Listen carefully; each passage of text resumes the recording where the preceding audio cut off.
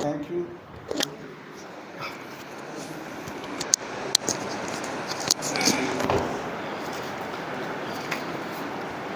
Dear and respected chairperson of the session, Dina Karanji, co-speakers, Professor Krishnamurthy ji, Dr. Revati ji, sisters and brothers, a very good afternoon to you all and hearty good wishes on Easter to all of you. And thanks to all the speakers who have been taking pains, who have prepared their deliberations and sharing with us for the past 3 days, taking through the journey on the path of perfection with their inspiring, thought-provoking, and insightful deliberations, covering the various aspects and dimensions which are related to or can possibly relate to the word perfect or the path to perfection. And since all the speakers, based on their subject, have shared with us everything that we can possibly think of, the path to perfection, the obstacles on the path, the qualifications to walk the path, the do's and don'ts on the path of attachment, non-attachment, outward going path, inward going path, the importance of altruism, humility, and love on the path, and also approaching it from another dimension, questioning why walk the path, or is there a path? Because as JK has said, truth is a pathless land. In other words, it means everyone has to make their own path.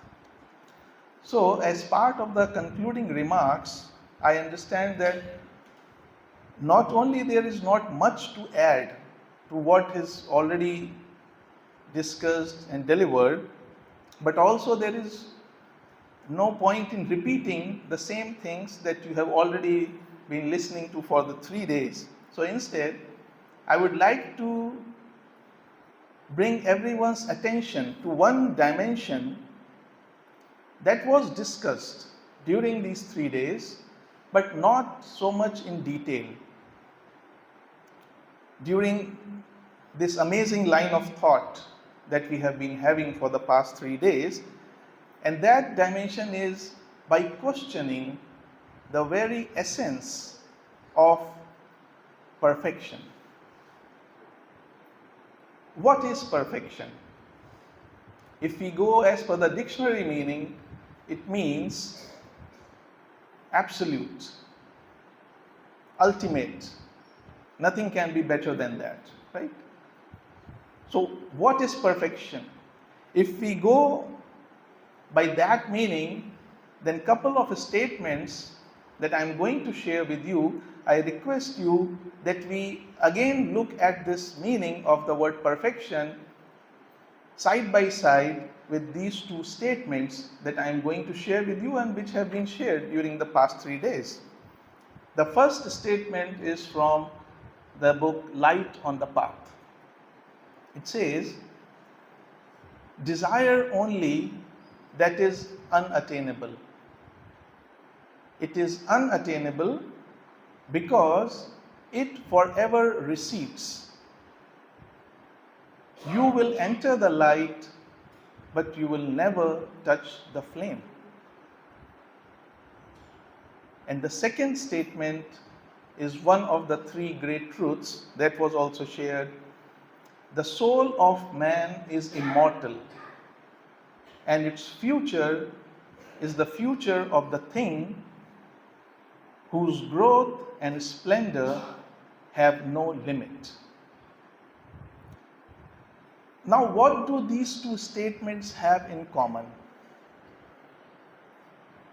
As far as I understand, Both of these statements indicate the limitlessness or the endlessness of the journey of the soul, which means there is nothing ultimate in that, which means that no matter at what state of consciousness the soul or the monad reaches, there will still be a next frontier to travel to. No matter how many mountain peaks we climb, there will still be another peak to climb. So, looking from this angle, is the search for perfection futile? Is it useless? Absolutely not. As far as we realize that the perfection that we are talking about, studying about, searching for is relative perfection, or the perfection as applicable to the stage of evolution called humanity on this planet.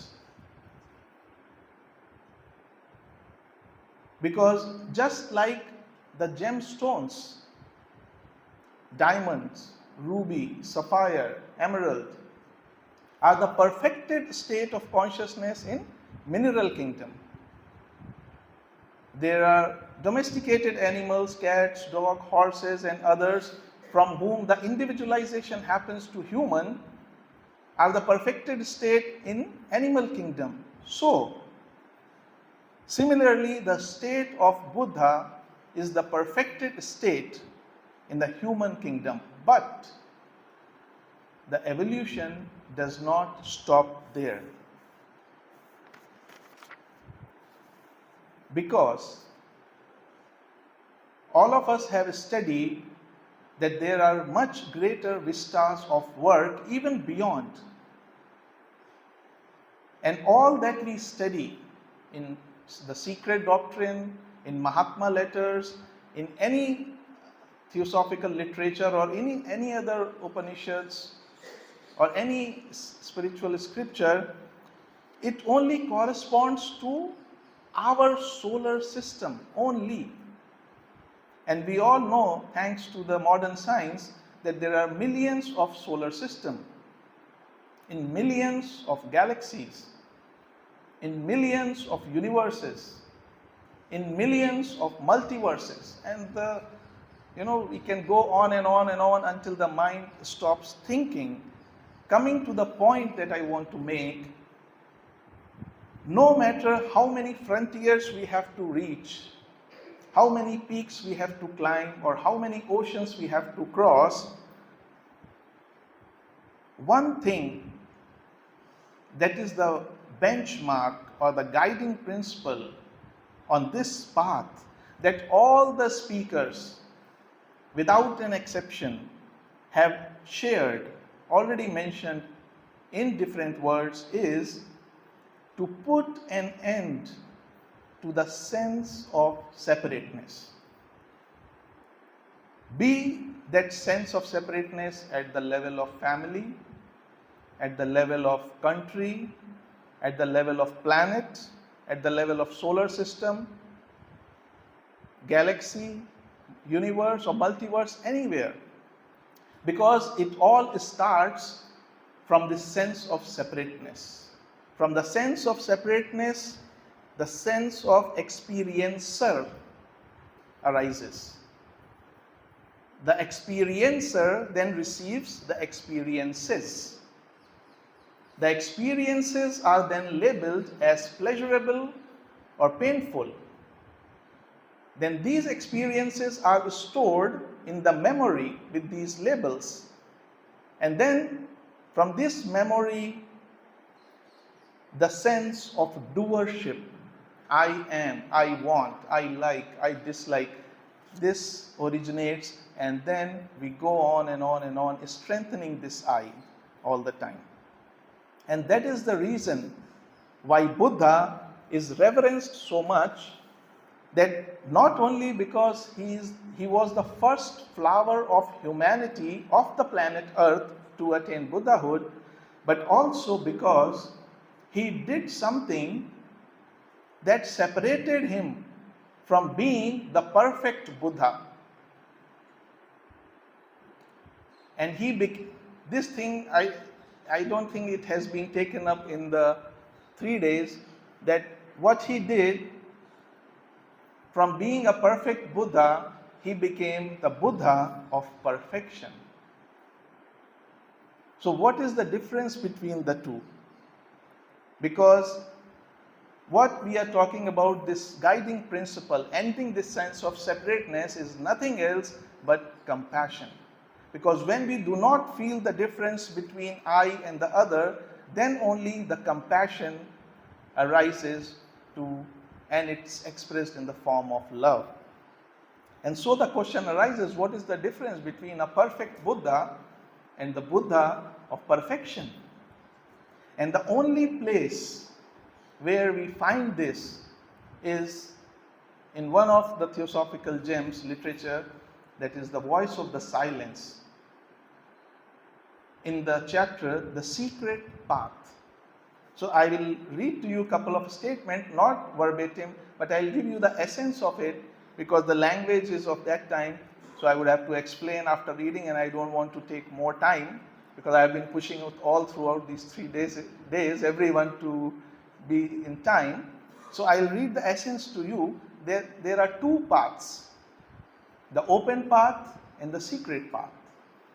So the open path, the teacher is telling to the disciple that in this path you can become perfect Buddha by taking the Dharmakaya vesture. That is, you will get light eternal, you will become a part of eternal light, and it will give you the nirvana of destruction. No more birth for you, but it will also kill compassion. Then you will not be able to come back and help the remaining humanity. So, is it fair that for the personal bliss we sacrifice so many people suffering? So, no, O beginner, this is the open path, the way to selfish bliss, which is renunciated by the bodhisattvas of secret heart, the Buddhas of compassion. So that will make perfect Buddha, but not as part of the duty, cannot help others. So what is the secret path then? I think all of you know, but still I will just read a couple of lines. To live to benefit humankind is the first step. To practice the 6 glorious virtues is the second. To take the Nirmanakaya vesture, which means, for those who are not familiar with technical terms, Nirmanakaya vesture is a state of consciousness or a path which is taken at that state of level in which the monad still keeps the permanent atoms with it and still can come to help humanity. But what are the consequences? The consequences are that individual has to let go the eternal bliss for self to help on humans' salvation.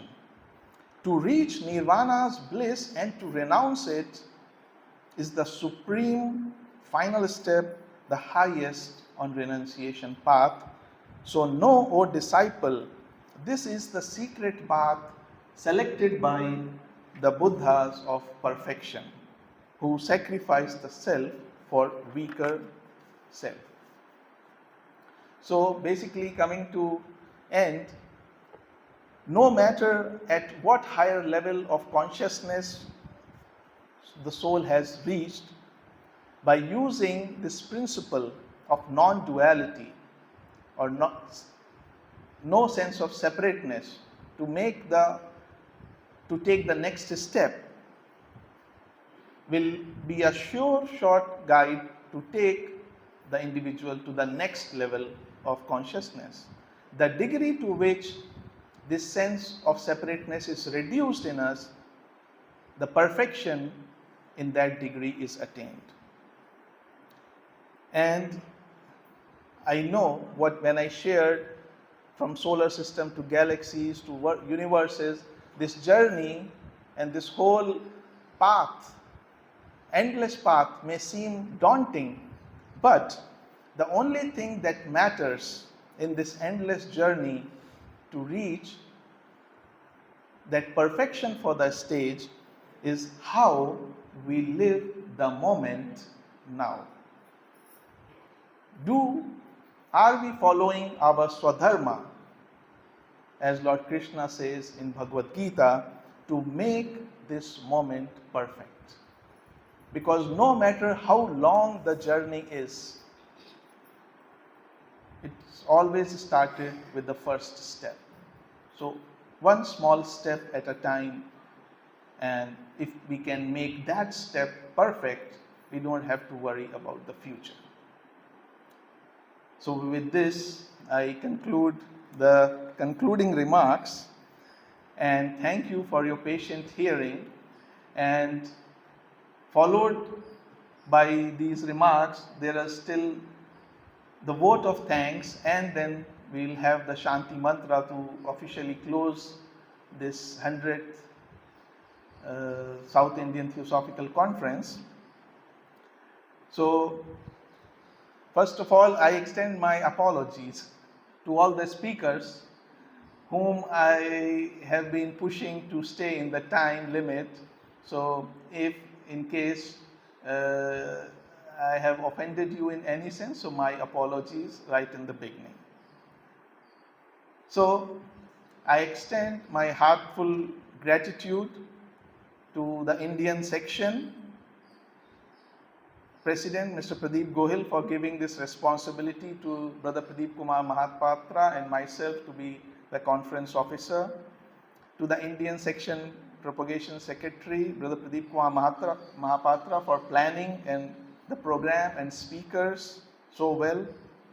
International Secretary, Sister Maria Artama, for her opening address and her office for the help.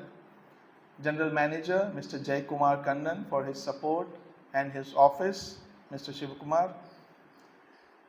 I extend my heartfelt gratitude to the Federation Presidents and Secretaries of Karnataka Federation, Kerala Federation, Madras Federation, Rayalaseema Federation, Tamil Federation, and Telugu Federation for their contribution in planning and executing this conference so well. I extend my heartfelt gratitude to all the speakers, moderators, and group leaders for their quality deliberations, and most importantly, I must congratulate all the speakers, moderators, and group leaders for maintaining the time allotted to them. That is really, I think, I attended only one talk of Radhaji, but I heard about her that she always used to start and stop at the time that is given to it, and the bell used to be there, it was rung, so that, because imagine if the sun rises 1 minute late, what will happen? Or the earth, just half a degree it shifts from its axis, what will happen? So, and somebody was telling me that now there are some gatherings where you have to present your presentation in 3 minutes.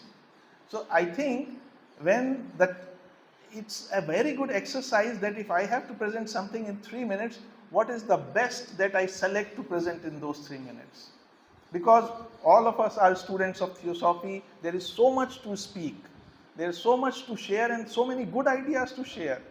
But if I have only 5 minutes, 10 minutes, whatever time, I choose the best out of it and share with everyone. So that is, I extend my gratitude to all the speakers that they have maintained this discipline. And Brother Krishnamurti took only few minutes more because he rose to the occasion. It was not his turn to speak, so he was allowed some extra minutes for that. So, apart from that, I extend my gratitude to Dr. Revati for organizing the cultural event with the loving support of Mrs. Ambika Butch and her team of artists, musicians, and students. And I think everybody loved the cultural event that we had yesterday. Apart from that, I thank the head of the Department of Housekeeping and Sanitation, Sister Vijaya Ravindran, and her department, especially Mr. Babu, Mr. Raja, Dinesh, and Vishwa. All these arrangements that you see, shifting chairs and arranging the this podium or tea or anything, they have been doing very well. I thank also the head of the maintenance department, Ilangovan, and his team, especially Manohar and Ramalingaya, who has been taking care of all the electrical things and also the restrooms. I thank Sister Tilakavati, who is the garden superintendent, because when you come, you see everything clean and clear around the paths that you walk, but it's not always, because it's such a big campus that it's not possible to keep the things like this all around the year. I thank Sister Veena Ramachandran, whom you already know, who is the LBC superintendent, for providing the timely meals and adjusting with all the delegates. Mr. K. Ravindran, who is the head of the security, I extend my gratitude. Also, Mr. Sukesh, head of editorial, and Nitya and Hamsa Dhoni, who helped at the reception counter. I thank Mr. Bhaskar of Asanta Press for printing the programs for us. And also I thank Sister Vijaya V. Raghavan, head TPH, and her staff to keep some of the books here for all of you to buy. And those of you who want to buy more books, it was unfortunate that this happened during the closing time. I mean, this 29th, 30th, 31st March, so everybody is busy in stock taking, so they could not bring more books. So if you want to order more books, you can order by email at tphindia@gmail.com. Then I really extend my heartfelt gratitude to all the delegates for being so understanding, so adjusting, so cheerful, and we put an additional burden on you to be available here, there for shooting, and sitting for 1 hour, 1.5 hours, doing take again, retake. But even Mr. Srinivas Krishnan was saying that everyone was so supportive. So and also when we got the tea time short because of the delayed start in the beginning due to the shooting, everyone was so nobody complained that no, we want to more longer tea time or something, and everybody supported and adjusted. And so really my heartfelt gratitude to you. But special thanks in the delegates to Brother Lakshmi Shaji from Bangalore, because you know what he has done? He has made this 100th South India Theosophical Conference immortal as long as YouTube lives. So because now what he has done, he has recorded, because we didn't plan for that due to budgetary items and things, but you see how selfless he was.